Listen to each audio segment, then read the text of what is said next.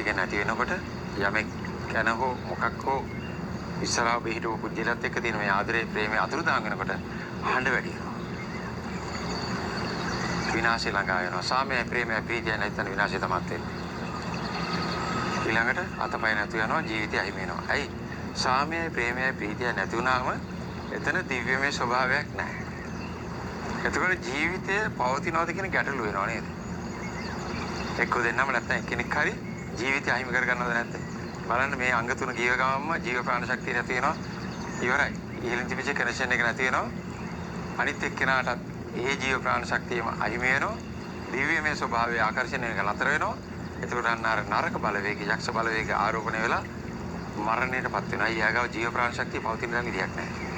රණ්ඩුවකටපත් වෙනකොට මතක තියාගන්න ජීව ප්‍රාණ ශක්තිය අයින් වෙනවා. ඉන්න බෑයි. ඔබ ගාව සාමය නැහැ. ප්‍රේමය ප්‍රීතිය නැහැ. හරි භයානකයි මේ தත්ත්වේ. සාමය ප්‍රේමය ප්‍රීතියට අතුරුදහන් වෙන්න දෙන්න එපා. මේක අනිත් පැත්තකුත් තියෙනවානේ. ධනාත්මක පැත්ත. අපි මේ පැත්තත් බලමු. ප්‍රේමය අතුරුදහන් වෙනකොට ඒ විදියයි.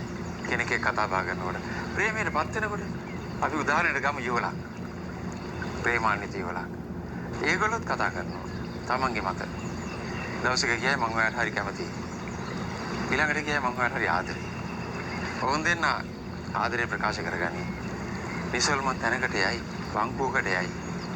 ඒ සමීප වේ. අතින් අත අල්ලගනි. ඊළඟට උගා කිට්ටු වෙලා, හේතු වෙලා කතා කරනවා. අදහස් ප්‍රකාශනයේ අර වගේම දැන් යනවා. දැන් එන්නේ හඬ අඩු වෙනවා. අඩු වෙනව නේද?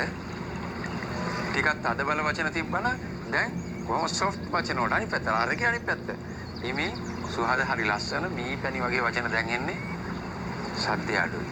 සද්ද අඩුයි. එන්නේ අඩුයි. අන්තිමට මුමුණනවා. සද්ද හොඳටම අඩුයි. ටිකක් වෙලා ගියන් පස්සේ ඒකත් නැති වෙනවා. එතනින් එහාට අපේ නවකතා භාෂාවෙන් කතා කරෝ කලාත්මක භාෂාවෙන් කතා කරෝ ඊළඟට කියනවා ඔවුන් වචනෙන් කතා කිරීම නතර කළායි කියලා. ඊට පස්සේ කතා කරන උන්ගේ හදවත ලං වෙලා දුර වෙලා ඉන්නේ වචන නැතුවයි. ඇයි?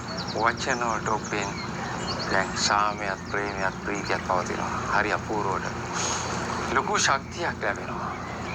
හරි අපූර්ව ප්‍රබෝධයක් ලැබෙනවා. ඇයි? ජීව ප්‍රාණ ශක්තිය ගලාගෙන යනවා. මේකට කෙල්ලෙක් කොල්ලෙක් ගෑණියෙක් මිනිහෙක් වෙන්න අවශ්‍යතාවයක් නැහැ. අපි කවුරු හරි කෙනෙක් එක්ක සාමකාමී වෙලා ආදරය ප්‍රකාශ වෙනකොට ආදරය ගලාගෙන යනකොට යාගෙන් අනිත් හදවතට ඒක සැබෑ පරාර්ථකාමී ආදරයක් වුණොත් ඒ තුළ තියෙන යන භාගය මම ඔබ සුව කරන්න මගේ සමීපයට ගත්තාම කියන වචනයක් තියෙනවා ශබ්ද කරන්න එපා කියලා. සැබෑවින් ඔබයි මයි සමීප වෙන්න නම් හඬ නැති වෙන්න ඕන. හදවත් අතර අපේ නිහඬතාවයේ පවතින දිව්‍යමය ප්‍රේමේ ගලාගෙන යන්න ඕන සුව වෙන්න. උගක් අය කියන්නේ කුමාර මහත්තයාට අපි හරි ආදරේ. මගේ ළඟට කෑ ගහන්න නෑ ලේසියෙන්. කෑ ගැවුවොත් සුව වෙන්න මං